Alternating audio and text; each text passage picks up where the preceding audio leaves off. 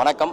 KVN productions தயாரிப்பில் இயக்குனர் H Vinod இயக்கத்தில் முதலமைச்சர் ஜோசப் விஜய் நடித்திருக்கக்கூடிய ஜனநாயகன் திரைப்படம் இன்று உலகமெங்கும் இருக்கக்கூடிய திரையரங்குகளில் வெளியாக உள்ள நிலையில் இதன் ஒரு பகுதியாக சென்னை கோயம்பேடு ரோகிணி திரையரங்கில் ரசிகர்கள் உற்சாகமாக இந்த திரைப்படத்தை வரவேற்கும் விதமாக தற்பொழுது கொண்டாட்டத்தில் ஈடுபட்டு வருகின்றனர்.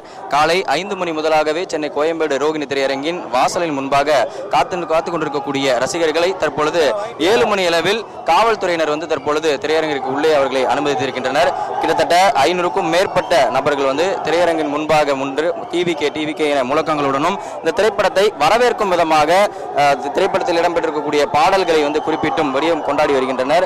கிட்டத்தட்ட பல தடைகளுக்கு பிறகு இந்த ஜனநாயகன் திரைப்படம் திரையரங்குகளில் வெளியாவதற்காக திட்டமிடப்பட்டிருக்கின்றது.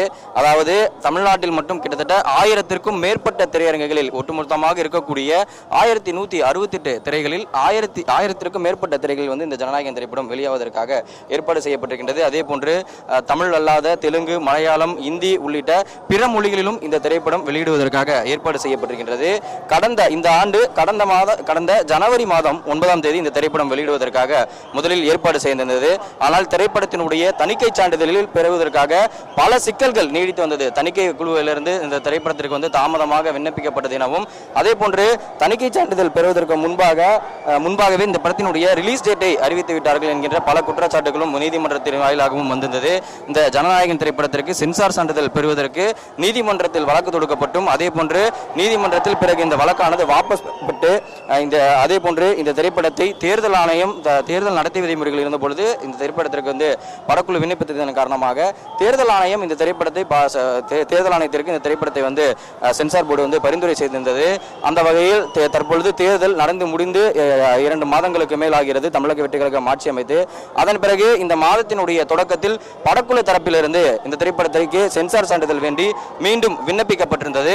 அந்த வகையில் இந்த திரைப்படத்திற்கு விண்ணப்பிக்கப்பட்ட பிறகு மும்பையில் இருக்கக்கூடிய ஒரு ஸ்டுடியோவின் மூலமாக இந்த திரைப்படத்தை தணிக்கை குழுவினர் பார்த்திருந்தனர். அந்த வகையில் இந்த திரைப்படத்திற்கு கடந்த ஜூன் 11ஆம் தேதி ஏ சான்றிதழ் கிடைக்கப்பட்டுள்ளதாக தணிக்கை சான்றிதழ் தரப்பில் ஏ சான்றிதழ் கொடுக்கப்பட்டுள்ளதாக படக்குழு அதிகாரப்பூர்வமாக அறிவித்திருந்தது. முதலில் யூ மற்றும் ஏ சான்றிதழ் வேண்டும் எனவும், இந்த திரைப்படத்திற்கு ஏ சான்றிதழ் கொடுக்கப்பட்டால் வசூல் ரீதியான பாதிப்புகள் ஏற்படும் என்கின்ற அந்த ஒரு கருத்துக்களை தொடர்ந்து படக்குழு தரப்பிலிருந்து தெரிவிக்கப்பட்டிருந்தது.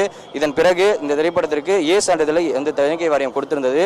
அந்த வகையில் இந்த திரைப்படம் ஏ சான்றிதழுடன் வெளியாகின்றது. அதாவது 18 வயது நிரம்பியவர்களுக்கு மட்டுமே இந்த திரையரங்குகளுக்குள் அனுமதி எனவும், குழந்தைகளுடன் வரக்கூடிய பெற்றோர்களுக்கோ அல்லது யாருக்கும் அனுமதி இல்லை என்று திட்டவட்டமாக தெரிவிக்கப்பட்டிருக்கின்றது.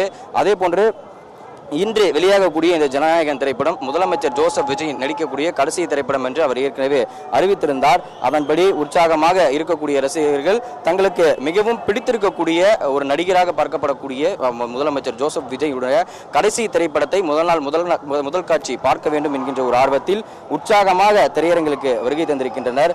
அந்த வகையில் கடந்த ஜூலை 11ஆம் தேதி இந்த திரைப்படத்திற்கு ஏ சான்றிதழ் கிடைக்கப்பட்டுள்ளதாக அறிவிக்கப்பட்டுள்ள நிலையில் ஜூலை 23ஆம் தேதி இந்த திரைப்படம் திரையரங்குகளில் வெளியாகும் என்று தெரிவிக்கப்பட்டிருந்தது.